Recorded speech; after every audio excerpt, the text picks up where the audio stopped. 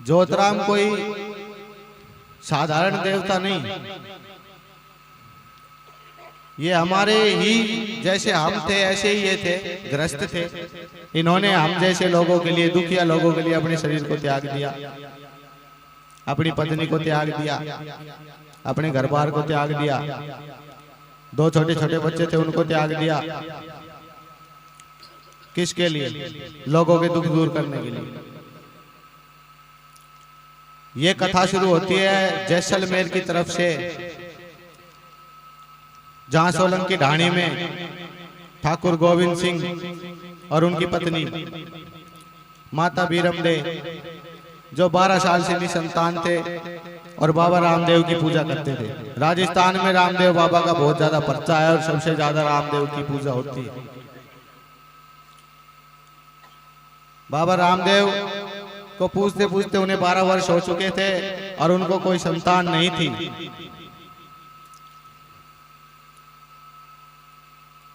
लेकिन भगवान को कुछ और ही मंजूर था। शंकर भगवान ने विष्णु भगवान से कहा कि आप बभूता सिद्ध के रूप में गोविंद सिंह और माता बीरमदे के यहाँ जन्म लें, जिससे कि हमारी लीला कलयुग में आगे चले। तो रामदेव महाराज की कृपा से शंकर भगवान ने निरंजन नाथ, निरंजन निरंकारी, उनका ना जन्म हुआ था ना उन्होंने देह त्याग करा।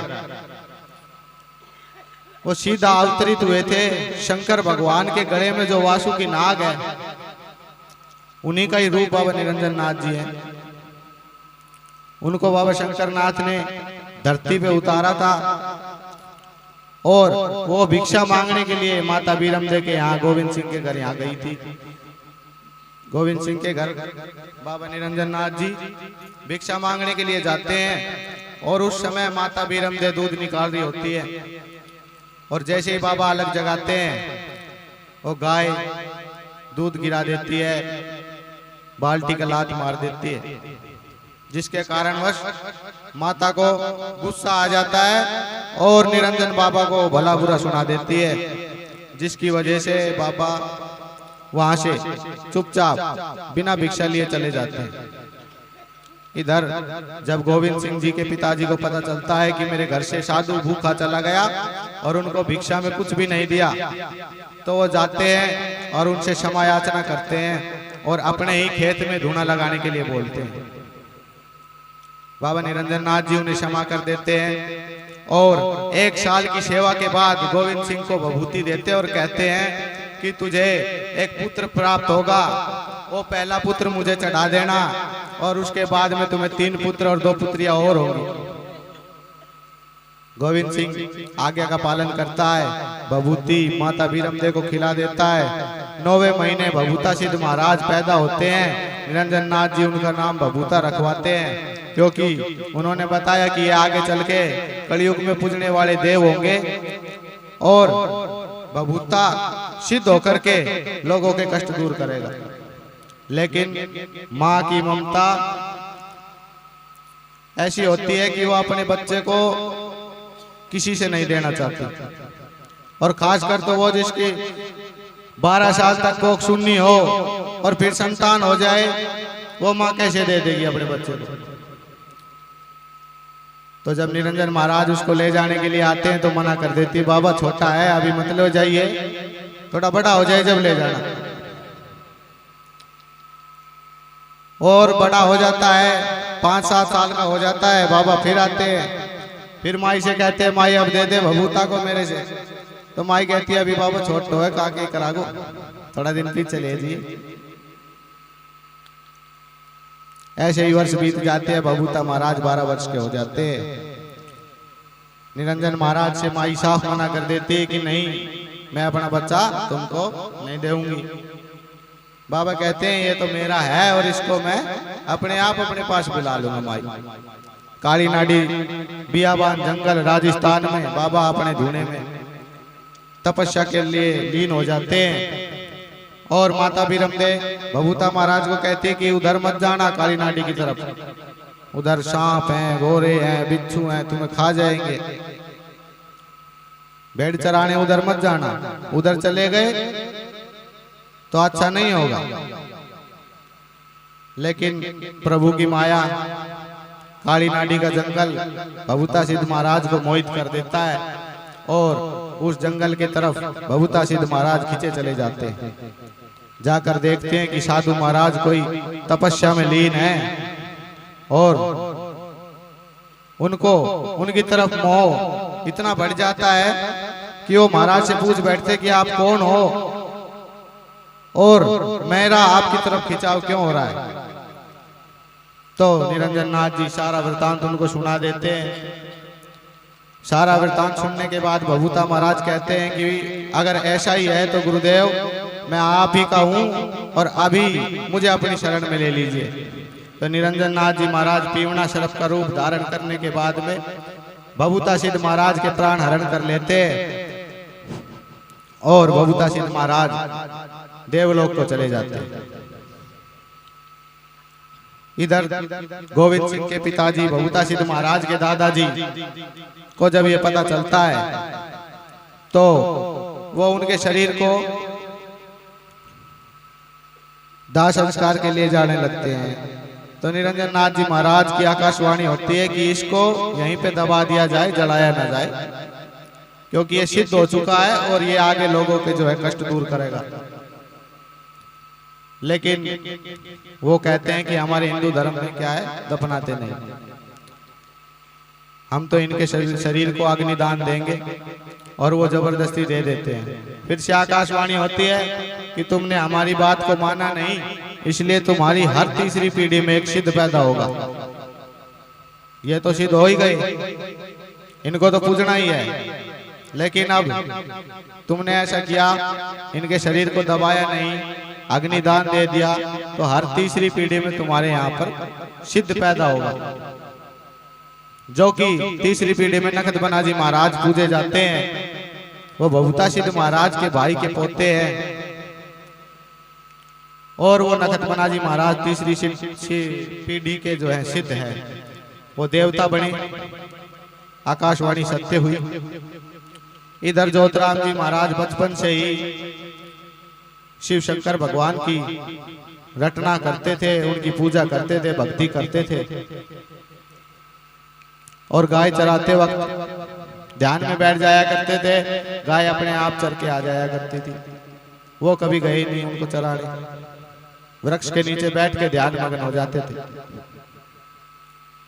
निरंजन नाथ जी महाराज ने भभूता सिद्ध महाराज से कहा कि कलयुग में तुम्हें पूजने के लिए एक शिष्य को धारण करना पड़ेगा और जिस भी शिष्य को तुम चुनोगे वो शिष्य मिनट में लोगों के संकट दूर करेगा, उनके दुख दूर करेगा। तो जाओ और अपने योग्य कोई शिष्य ढूंढो। भभूता सिद्ध महाराज चंगोई के जंगलों में घूम रहे होते हैं, तभी उनका ध्यान ज्योतिराम जी की तरफ जाता है और दृष्टि से देखते हैं तो उनको उनके भक्ति भाव बहुत अच्छे लगते हैं। उनको साधु रूप में दर्शन देने के बाद कहते हैं कि तेरी ये भक्ति सफल नहीं, क्योंकि गुरु बिना भक्ति किसी काम की नहीं होती है। गुरु के बिना भक्ति का कोई फल मिलता ही नहीं। तो ज्योतिराम जी उत्सुकता पूर्वक पूछते हैं कि महाराज अगर ऐसा है तो मैं गुरु किसको बनाऊं? तो बोलते हैं भभूता सिद्ध महाराज की किसी को भी बना लो, लेकिन गुरु बना लो।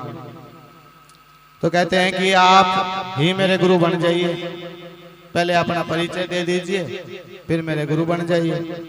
तो भभूता सिद्ध महाराज साधु वेश से मुक्त होने के बाद में अपने असली रूप में आकर के उनको सारा वृतांत सुनाते हैं कि मैं भभूता सिद्ध महाराज हूँ और काली नाडी के जंगल में मेरा डेरा है, मेरा मंदिर है, जहाँ पे मैं लोगों को परिचय देता हूँ।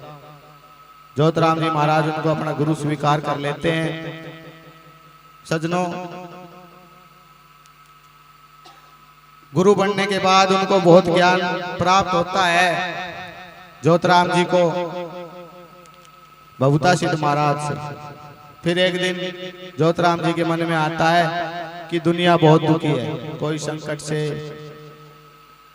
कोई ग्रह कलेश से, तो कोई बांझपन से। तो वो अपने गुरु के सामने प्रश्न रखते हैं कि प्रभु, क्या मैं अपनी इस भक्ति के द्वारा किसी भी दुखिया का दुख दूर कर सकता हूँ? तो भभुता सिद्ध महाराज कहते हैं कि इसके लिए तुम्हें बहुत बड़ा त्याग करना पड़ेगा, जीते जी तुम ऐसा नहीं कर सकते। क्यों नहीं कर सकते? क्योंकि जीते जी करोगे तो मन पापी है, दूसरी दुनिया पापी है, करने ही नहीं देगी, तो कैसे करेगा बताओ मेरे को। तो ज्योतराम जी महाराज ने कहा कि मैं तैयार हूं, मुझे क्या त्याग करना है बताइए। बोला सोच ले बच्चा, फिर मौका नहीं मिलेगा, शरीर त्यागना पड़ेगा। भादो सुदी चांदनी दशमी को बाबा ने अपने शरीर का जो है हरण करना है, ऐसा भभुता सिद्ध महाराज ने उनको बताया। तो जब वो बोले कि गुरु महाराज मैं बिल्कुल तैयार हूं, मैं नहीं घबराता, मैं सब कुछ त्यागने के लिए तैयार हूं। बोला तो ठीक है, तैयार रहना। भादो सुदी दशमी को वो अपनी जब दशमी आती है तो अपनी चारपाई से उठ करके बाबा जमीन पे लेट जाते हैं। पीमना स्वरूप उनकी छाती पे बैठ करके उनके सांस को पी लेता है। और उसके उपरांत बाबा देव रूप में आते हैं। देव रूप में आने के बाद में भभुता सिद्ध महाराज उनको शंकर भगवान के पास में लेके जाते हैं।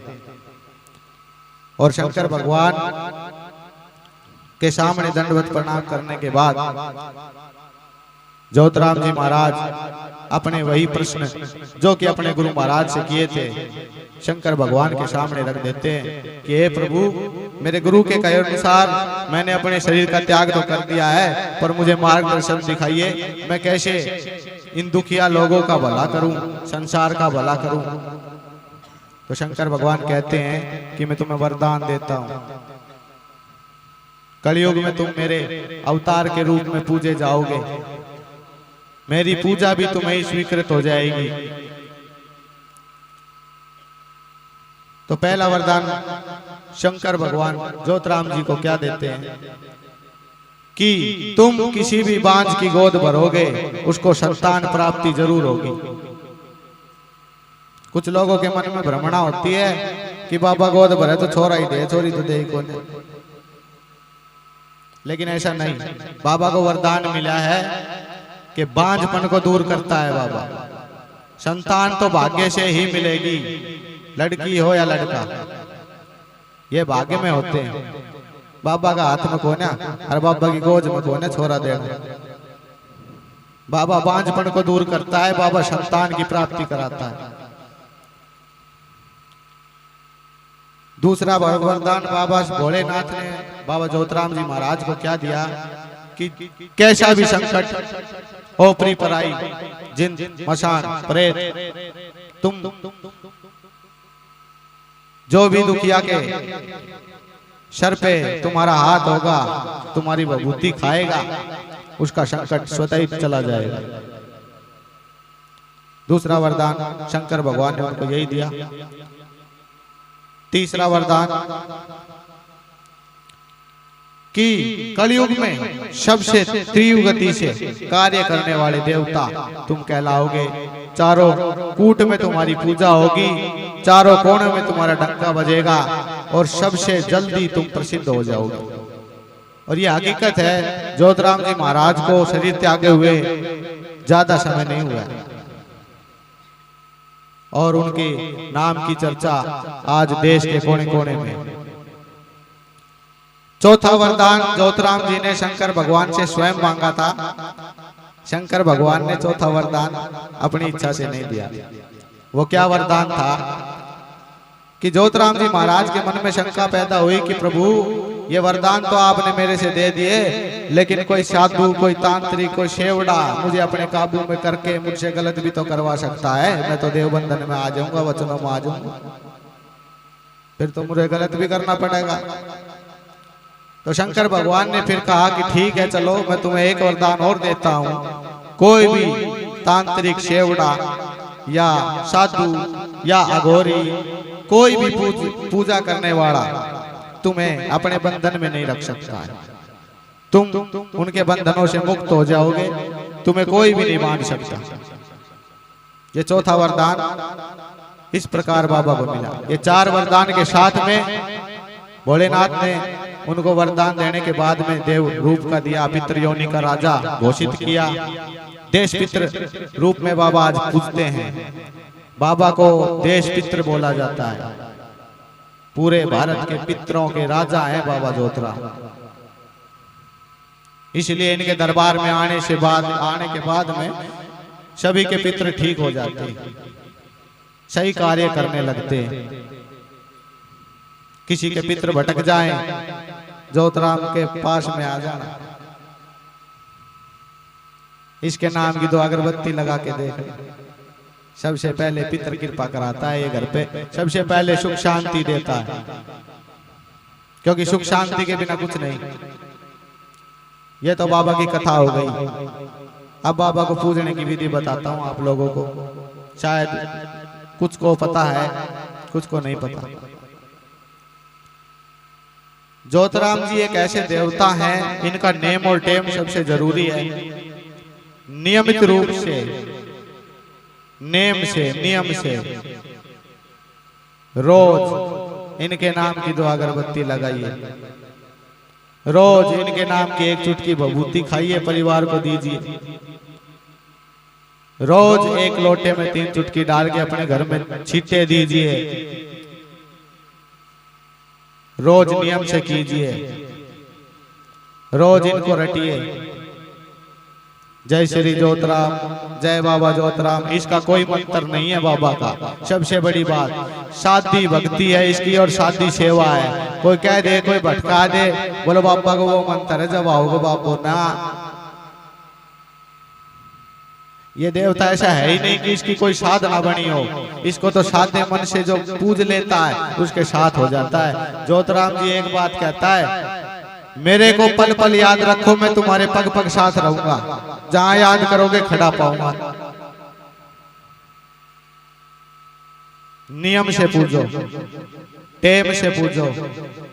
भाई आप लोगों को भूख तो टाइम से ही लगती होगी, तो देवता को सेवा भी तो टाइम से ही चाहिए। ऐसा थोड़ी कि आज 5 बजे जोड़ दी, तड़के 10 बजे जोड़ रहा हो अगरबत्ती, वो तो 5 बजे बाट देख को उल्टो चले जाएगा। 10 बजे की सेवा लाग गई को ना, फिर नुका बेर न कैसो भगत है, ठीक ही ना हो रहा।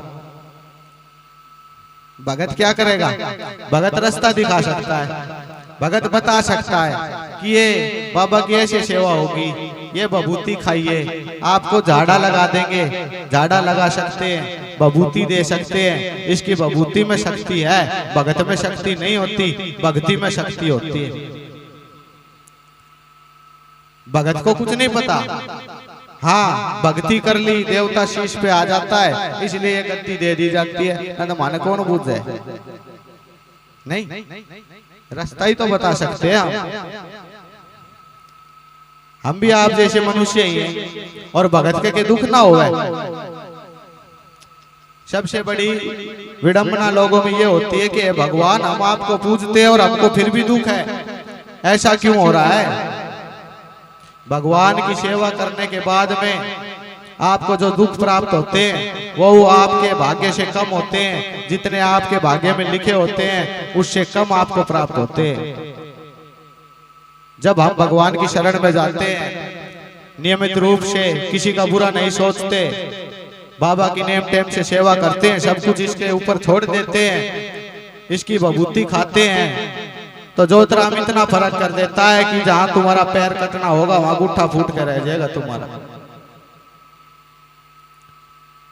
कोई तुम्हारा गलत नहीं सोच सकता, तुम किसी का गलत मत सोचो, तुम्हारा कोई कुछ नहीं बिगाड़ेगा। ये मैं गारंटी देता हूँ, अपने बाबा की जोत पे बैठ के यह गारंटी मैं देता हूँ कि जो बाबा को पूजता है वो किसी का बुरा मत सोचो, तुम्हारा बुरा कोई नहीं कर सकता, ज्योतिराम स्वयं खड़ाए रक्षे। इसकी रक्षा, इसका पहरा ऐसा होता है कि हवा तक को अंदर नहीं जाने देता अपनी मर्जी के बिना। ज्योतिराम ऐसी शक्ति है।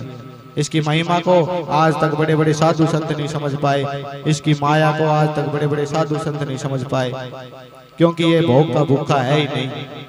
अन्य देवी देवताओं को भोग लगा करके तांत्रिक उल्टे सीधे कर्म करा सकता है, लेकिन ज्योतिराम को भोग पे कोई नहीं चला सकता। अगर मन में इसके प्रति प्रेम नहीं है तो कितना ही घी फूक लो, कितना ही घोड़े फूक लो, कितनी अगरबत्ती फूक लो, कितनी बीड़ी चाच लो, यो धोरे भी ना आवे। इसकी तो आरती में भी लिखा हुआ है, साचों का संगाती, सच्चों का साथ देने वाला है, कपटी से तो दूर दूर रहता है।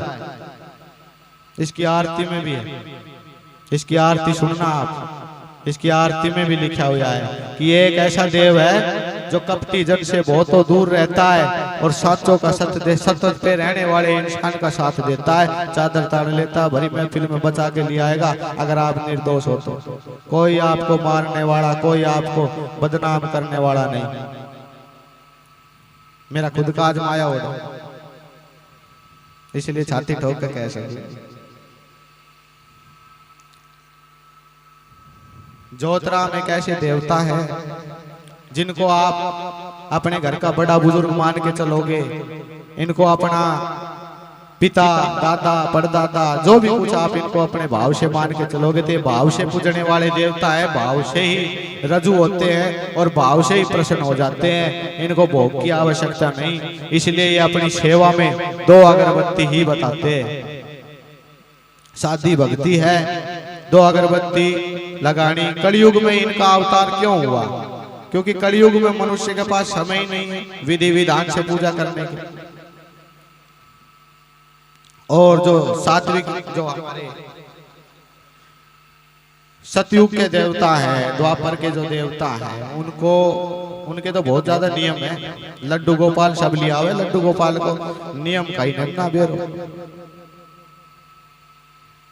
साथ ले आटे बने, बोलो घुमा के लिया,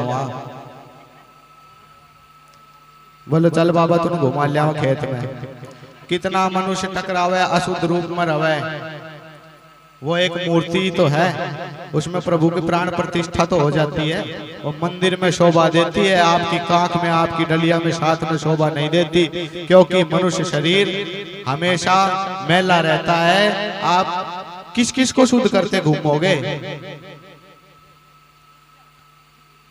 इसलिए फिर वो उल्टा फल देने लग जाते हैं, इसलिए लोग दुखी हो जाते हैं सिर्फ अज्ञान के कारण। लड्डू गोपाल को देखा देखी का खेल बना दिया है। वो कृष्ण भगवान को आप लोग अपने साथ घुमाने ले जाते हैं, सुलाते हैं, खिलाते हैं। नहीं, नियम से कीजिए, उनको सुलाइए, खिलाइए, पिलाइए, लेकिन सुबह शाम मंदिर के अंदर ही, क्योंकि मंदिर एक ऐसा स्थान होता है जहां हम अपवित्रता के साथ नहीं जाते, हमेशा पवित्रता के साथ जाते हैं। बाकी सब जगह पे हम अपवित्रता रखते हैं। मन के अंदर सदा अपवित्रता रहेगी। सिर्फ मंदिर में जाते हैं, अपने घर के स्थान पे बैठते हैं तो पवित्रता रखते हैं। हर मनुष्य के साथ यही खेल है, इसलिए आज मनुष्य दुखी है। नहा धो करके पूजा पाठ करने का किसी के पास समय नहीं। समय और विधि विधान से जब हम सेवा नहीं करते, इसलिए हमें दुख प्राप्त होते हैं, उल्टे फल मिलने लग जाते हैं। इसलिए कलयुग में ऐसे देवता अवतार ले रहे हैं जिनकी सेवा शादी है, भक्ति शादी है। 3 चीज छुटवावे ज्योतिराम, दारू, मांस, मीट, अंडा, बाकी सब चाहे को थारो ठेक को ले ले, बोले मैं चढ़ाऊंगा तुम, तारी बरकत बुरकत सब की मेरा हाथ में छोड़ दो, मैं कर दूं, घर को मालिक बन जावे। लेकिन इतना दे दे, 3 चीज छुटवाओ, बाकी नान का, ना धोन का, चावड़ का, ना सूता का, क्या आएगा पड़ेगा, कौन आएगा?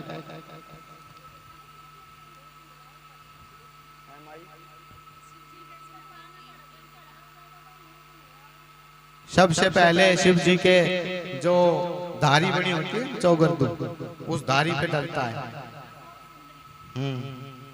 उसके बाद में गणेश जी पे डलता है। उसके बाद में शिव जी के जो ऊपर का जो हिस्सा होता है उस पर डलता है। फिर कार्तिक भगवान पे डलता है, फिर महागौरी पे डलता है और अंत में शेषनाग पे, फिर नंदी महाराज पे। इतने विधि विधान याद ही ना रहे।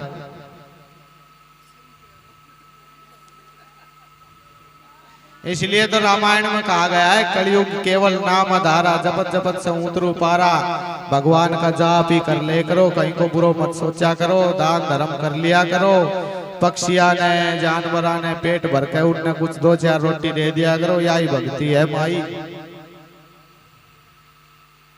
और ये जो टीवी हम बतावे नहीं बाबा नू कर लिया करो और नू कर लिया करो, वे थारा तो हुआ ही कौन है।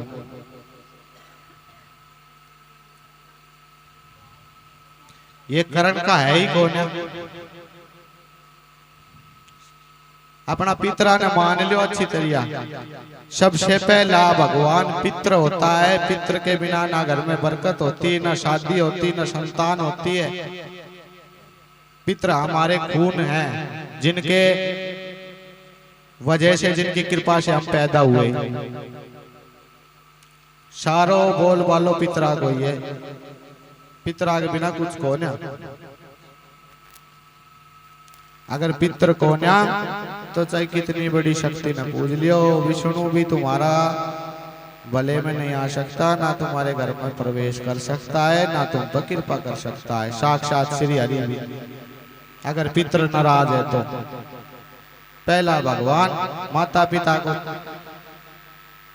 छोड़कर, माता पिता उनसे पहले भगवान है। दूसरे नंबर पे पितर ही आते हैं, फिर आते हैं हमारे खेड़े देवता, माँ चौगानन, बाबा भैया। उसके बाद आते हैं हमारे कुल देवता। कुल देवता सबके अलग अलग हो सकते हैं, किसी की माई शीतला है, किसी को मोहन राम बाबा है, किसी का कोई है, किसी का कोई है। उसके बाद हमारा आता है ईष्ट, कि जैसे भाई हमने बाबा ज्योतिराम ले लिया तो हमारा बाबा ज्योतिराम हमारा ईष्ट है। ईष्ट हमारा हो गया क्योंकि हम इनकी सेवा करते हैं। तो पितरों को और ईष्ट को पूजो। कुल देवता पे साल में एक बार जरूर जाओ। खेड़ा देवताओं की मानता अपनी अपनी होती है। चौगान माता की होती है, बासोड़ा को दुखती है, होली दिवाली को दुखती है, और भैया बाबा 14 को दुखते हैं। सबकी खेड़ा की अपनी मान्यता होती है और कुल देवता की साल में एक बार मान्यता होती है। कहीं को दुलंडी ने मेड़ो भरे, कहीं को कहीं नहीं। और ईष्ट होता है जैसे ज्योतिराम बाबा, जैसे हम किसी से जाके मदद मांग लेते हैं, हमारे सब की बिगड़ जावे तो बाबा चला गया, बाबा तो पूजन लगा, बाबा की समस्या आ गई, हम तो सबने ढंग से ही पूज रहा, कौन सो रूस गो के दिक्कत आ रही, फिर बाबू बताएगा भैया आया दिक्कत आ रही है, ऐसे ऐसे सेवा कर लो, मैं तुम्हारा साथ देता हूँ और तुम्हारी मदद करता हूँ, तुम्हारे देवता को मना देता हूँ। तो उस समय हम क्या करते हैं, बाबा की सेवा लेते हैं, बाबा को अपना इष्ट मान लेते हैं कि कोई समस्या होगी तो बाबू दूर करवा देगा। तो इष्ट अलग हो सकता है, लेकिन यहाँ भी हम गलती कर बैठते हैं। बाबा की सेवा लिया है, 11 दिन बाबा ने सेवा बताई, उसके बाद वो बाबा को ठाक टांड पे धर दिया। अगर भाई हमने तो 11 दिन पूरा कर दिए, बाबा काम है, ऐसा नहीं होता है। किसी के घर में समस्या ज्यादा है तो बाबा को 11 से 21 दिन भी लग जाते हैं। किसी के घर में कम समस्या है तो जल्दी भी तुरंत पर्चा दे देता है। और हारी बीमारी में मेरे बाबा के नवादा धाम पर जो भी मनुष्य आया है हारी बीमारी में, उसको बाबा ने तीसरे झाड़े में फर्क जरूर दिखाया है। ऐसा कोई ऐसा इंसान नहीं गया जिसको 3 झाड़े में बीमारी में फर्क ना दिखा हो। ये फर्क ही इसलिए दिखाता है ताकि आपका विश्वास हो देवता पर, ताकि आप उसको पूजो और आपका भला हो, आपका कष्ट कटे। आज के समय में इंसान को विश्वास नहीं होता जल्दी से, इसलिए बाबा पर्चे देता है, फर्क करके दिखाता है। और कोई जादू थोड़ी है बाबा ने फूक मारी तड़का कती बिल्कुल फिट फाइनल। और उसमें भी हम गलती कर देते हैं। 11 दिन जोतराम ने माना, फिर मोहन राम के चले जा। मोहन राम भी तो शुरुआत ही शुरू करेगो। फिर मोहन राम इतना किमी भलो करे, इतना मारो पेट तो भर ले, बोले बाबू ना करो किमी भी, चलो बालाजी। फिर बालाजी चले जाओ। तो बालाजी जब थोड़ो मारो किमी करन लाग गए, इतना उतबी सबर को बांध टूट ले, फिर किसी और बाबा गए। उसमें घर की खराब मट्टी हो जाती है, क्योंकि पितर हमारे दूसरे दूसरे दरबारों में जा जाके दुखी हो ले। तो सबसे पहले उन्हीं का ही कान पकड़े, देवता आ जाओ भाई, तुम पहले तुम ही बताओ क्या दिक्कत है। पहले पितरा की ठोक लगे, थम तो चले जाओ राजी होके ना, मुंह उठाए और भक्ता का भाग गया। लेकिन सबसे बड़ी गलती है ये, पूछा पकड़ो, एक देवता का पकड़ो, देगा तो वही दे देगा, ना तो कोई भी ना देगा। मैं ये नहीं कहता कि जोतराम को ही मानो, मैं आज आपको एक ज्ञान की बात बता रहा हूं ताकि आप भटके नहीं। मैं ये नहीं कह रहा कि भाई मेरे बाबा को ही मानो।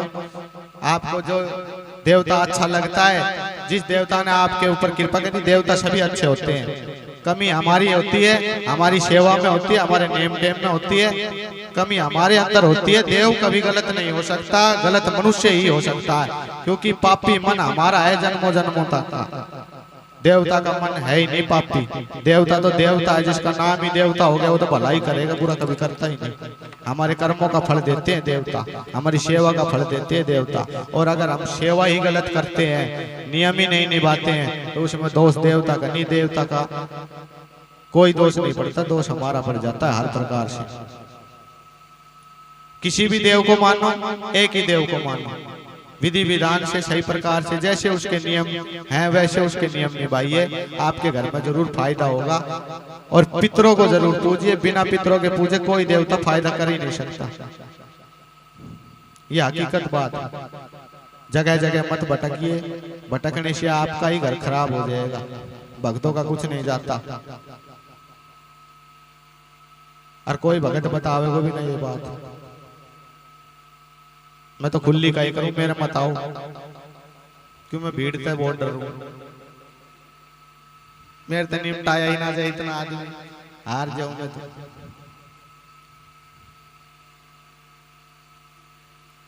कहीं भी जाओ थोड़ी सी सतर्कता के साथ जाओ। जहां आपको लगता है कि हमारा फायदा होता है, वहां पे आप जाइए, उस देवता को अच्छे से मानिए, अच्छे से पूजिए, आपका घर सही रहेगा। ये मैं कहता हूँ। पितरों के लिए करिए, पीपल में पानी देना शुरू कर दीजिए। घर में से कोई भी एक सदस्य कम से कम 41 दिन पितरों को लिए पानी दे, पीपल के अंदर इतवार में छोड़ के, तो धीरे धीरे उसके घर में फायदा होने लग जाएगा अपने आप ही। ये तो नॉर्मल सी बात है। पितृ दोष किसी का हो तो वो वैसे दूर हो जाएगा, कहीं जाने की जरूरत नहीं। मावस को किसी गरीब के घर में चावला को दान दिया हुआ, चीनी को दिया हुआ, घी को दिया हुआ, आटा को दिया हुआ। गरीब का घर ब्राह्मण के दिया तो फायदो ना पड़े, ब्राह्मण को घणो ही भरो पड़ो है। वो क्या आशीष देगा कि जजमान मन आशीष दिए, मैं कहते हूँ मेरी आत्मा देगी। तो ब्राह्मण की तो पहली आत्मा भरी पड़ी, वो थार्थ की आशीष देते। भगत का थम मेरे देन आ जाओ सिद्धो, मेरी तो पहली भरी पड़ी, मुझे 3 टाइम की रोटी मिल रही, जब रोटी मांगू बहु पो के खुआ दे, तो मेरी की आत्मा आशीष देगी। मैं तो नून मेरा चोर कम बताऊंगा थारी में, अब मेरे तो कम दे के गया, मैं कैसो खाना भोजन दे के गया मिलता।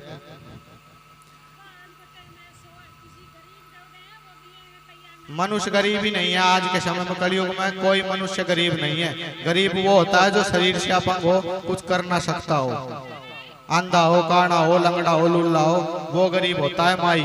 कोई मनुष्य आज कलयुग में गरीब नहीं है। गरीब है तो जानवर है, जैसे कुत्ता, बिल्ली, गाय, जिनका हमने घर छीन लिया।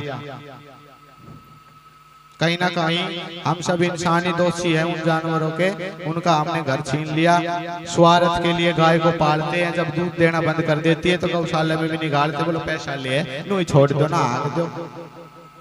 उन्हें दर दर भटकन खातर मजबूर हम ही करा, और फिर गोरक्षक बनकर हम ही उन्हें पकड़ता डोला कि हमारी गौ माता ने लेकर जा रहा है। तो ऐसे कर्म ही ना करो ना कि गौ को बचाना पड़े। कुत्ता घर में बढ़ जाओ तो उनका लाठी मार जा, वह तेरा भंडारो करन चले जा, मोहन राम का भंडारो करा, थारा महाराज ऐसा ही जावे, कोई गरीब ना जावे वहां। हम आशाओं तृष्णाओं के गरीब हैं, वो कदे भरेगी नहीं किसी देवता से भी। हमारे जैसे ही जाते हैं भंडारा लेने भी और भंडारा देने भी, तो उसका फल कैसे मिलेगा? पाप और पुण्य एक ही तरीके से है। अगर किसी की आत्मा आप दुखा देते हो तो वो पाप है, उससे बड़ा कोई पाप नहीं।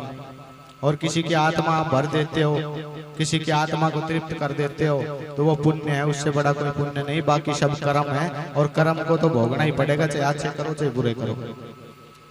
भगवान ने आप लोगों के हाथ में कर्म ही दे रखे हैं और कुछ दे ही नहीं रखा, फिर भी मनुष्य वो कर्म ऐसे कर लेता है कि उसको भोगने में दिक्कत आती है।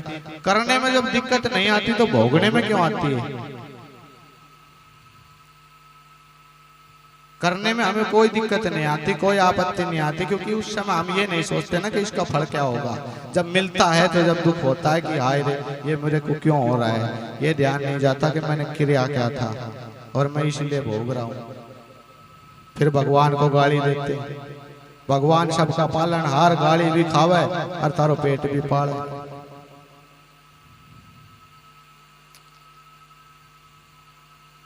समय के हिसाब से आपको कर्म मिले हुए हैं, और वे कर्म आप अगर अच्छे करते हो, जितना जीवन आपका बीत गया है उस पर मिट्टी डाल दो, वे तो फसल तो बुरी है, वे तो कटनी है, लेकिन आगे तो ऐसो बीज बो जो आपने फल अच्छो दे।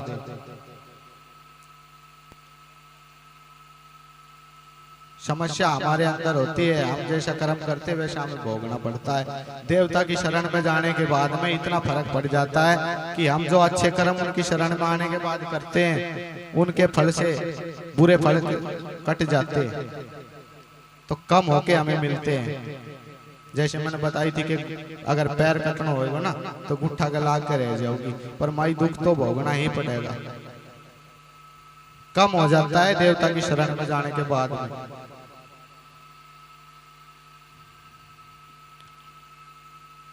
भटकिए मत, किसी के बहकावे में मत आइए। मैंने बहुत लोग देखे हैं कि ना वो भगत बढ़िया को, ना वो भगत बढ़िया है, भगत सारा ही बढ़िया है कि तो सारा ही खराब है। लो लगाओ तो भगवान से लगाओ, भगत से मत लगाओ। भगत भी आप ही की तरह इंसान है, नहीं पता उसके अंदर कब लालच आ जाए, नहीं पता उसके अंदर कब पाप जाग जाए। क्योंकि भगत जब इंसान बनता है ना, जब भगवान किसी भी इंसान को भगत बनाता है तो उसकी आत्मा देख के ही बनाता है। तो आत्मा खराब होगी तो भगत थोड़ी बनाओगे भगवान। बाद में भगत खराब हो जाता है अपने विषय विकारों की वजह से, अपने मन की सुनने के बाद में मन कोई तो साधता नहीं है वो, इसलिए खराब हो जाता है। तो भगत पे विश्वास ना करके देव पे विश्वास करो। देवता तुमको दे सकता, भगत नहीं दे सकता है। मनुष्य मनुष्य को क्या देगा, वो तो खुद ही भगवान। तुम सोचो भगत जी दे देवे, मैं तो बाबा तो मांगू सबकी।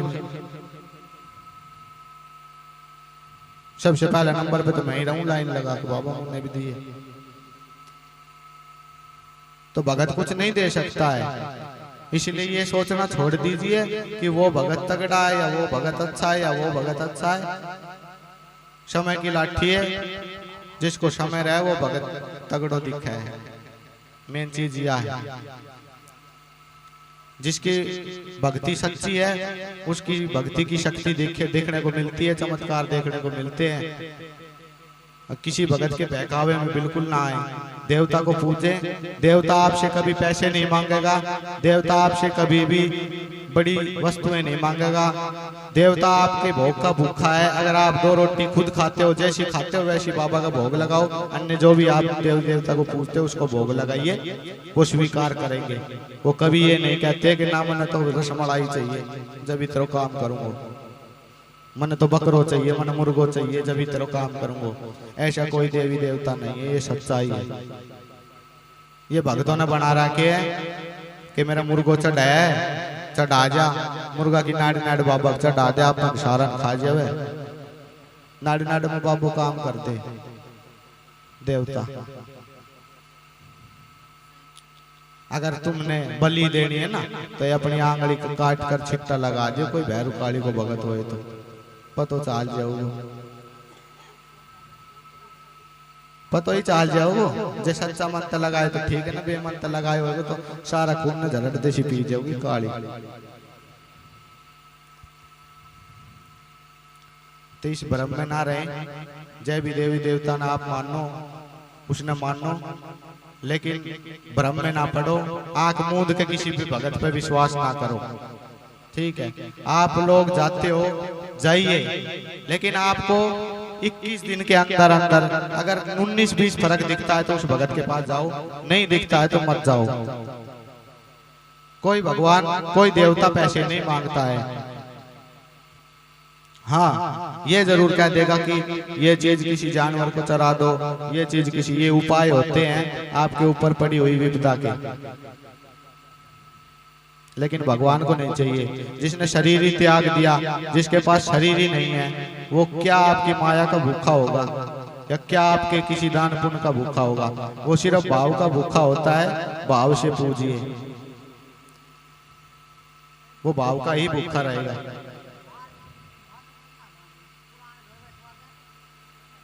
माँ ये बातें अभी नहीं करे, बाद में करें।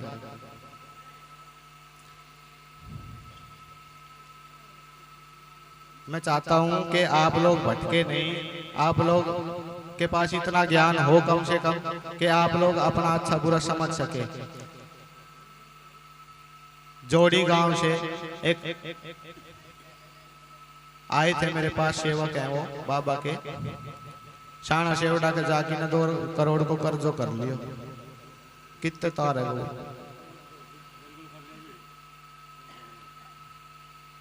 जमीन तक बिकवा दी उनका गांव की, घर तक भी उनका अपना नहीं है वो जिसमें वो रह रहे हैं। तो बताओ फिर ऐसे शाने सेवड़े का क्या करें? उसमें उसको दोष भी नहीं दे सकते, वो किसी को दोष भी नहीं दे सकता क्योंकि उसने खुद कराया ना अपने हाथों से।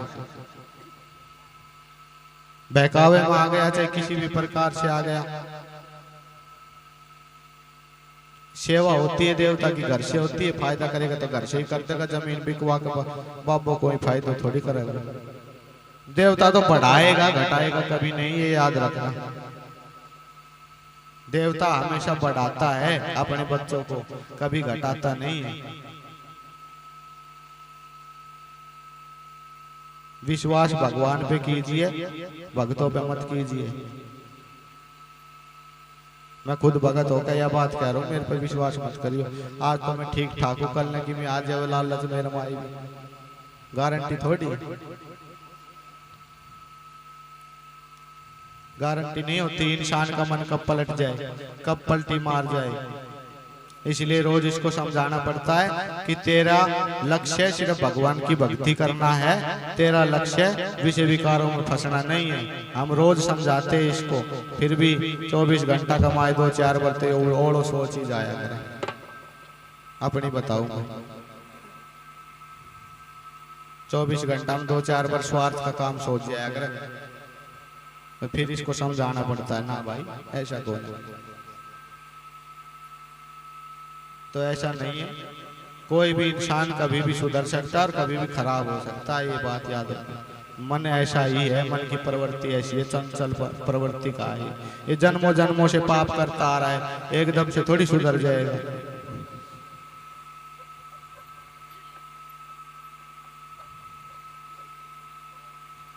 पक्षियों को दाना डालो, आसपास में जो जानवर भूखे हैं उनको खाना खिलाओ। अगर माँ बाप इस अवस्था में है आपके कि वो लाचार है तो उनकी सेवा कीजिए। बाहर जाके मंदिर में पंडिता का पांव दबाने की जरूरत कौन है? उनकी सेवा कर लो, मरता मरता जो वे आशीष दे जाएगा जिंदगी में कोई ना देखेगा। यह हकीकत है। मोहन राम पर जाके भंडारों कर खाने की जरूरत कौन है? अगर अपनी कमाई मरते लिया के 500 रुपया अपना माँ बाप की नहीं कि चादर कपड़ा कि ऐसी चीज ला के दे दोगा ना तो मोहन राम यहीं ते राजी हो जाओगे, कृष्ण यहीं ते राजी हो जाओगे, भोड़ो यहीं ते राजी हो जाओगे। बाप जब तक पैदा करता है ना, जब बच्चा पैदा होता है उसके बाद से लेकर के शादी के बाद तक उसके लिए हर चीज लाता है, हर चीज पूरी करता है माँ और बाप। लेकिन बच्चा जब से कमाने लगता है ना, और जब तक माँ बाप मर नहीं जाते जब तक माँ बाप के लिए कुछ नहीं लाता। यह हकीकत बात के लिए आज तो मैं माँ बापा ने घुमा लिया, आज तो इन होटल में खाना खुआ लिया, बउआ ने खुआ लिया, माँ बाप की याद ना आती।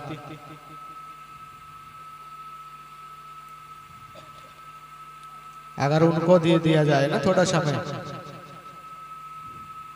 तो कोई अपने औलादन बेकार ना बतावे, जब आज सब बतावे मारो तो कहीं काम को कौन है।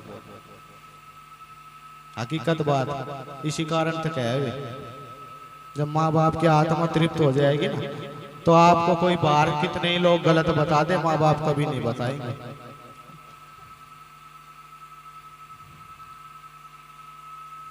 और घर की गाय ने रोज तो गुड़ दे ही हो, दूध का लालच में वह को फल थोड़ी मिलेगा। बोला हमने तो गाय घर में ही बांध रहा कि रोटी भाई ने दे दिया, मैंने तूड़ो भी तो दो, खड़ भी तोड़ा भी तो दो, वो फल ना मिले। बाहर डोलती और गाया ने रोटी दे करो वो फल मिलेगा।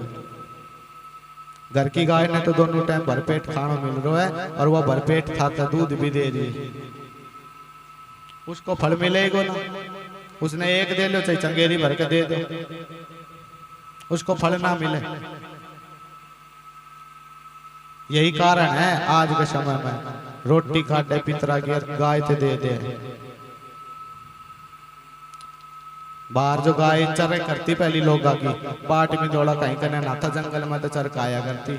महीना में एक दिन गाय ने दिखे तो आज रोटी और खीर मिल रही है। जब वह उसकी आत्मा तृप्त हो करती, आज की बढ़िया खाने मिल गई, न जंगल में चरण जाया करती।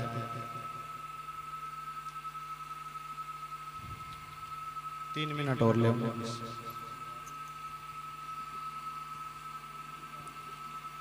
कुत्ता हो चाहे बिल्ली हो चाहे जानवर कोई भी हो, छोटे छोटे पक्षी हो, उनके पेट भरने का आप लोग अपने गांव में करें, कुछ भी सहयोग कर सकते हैं।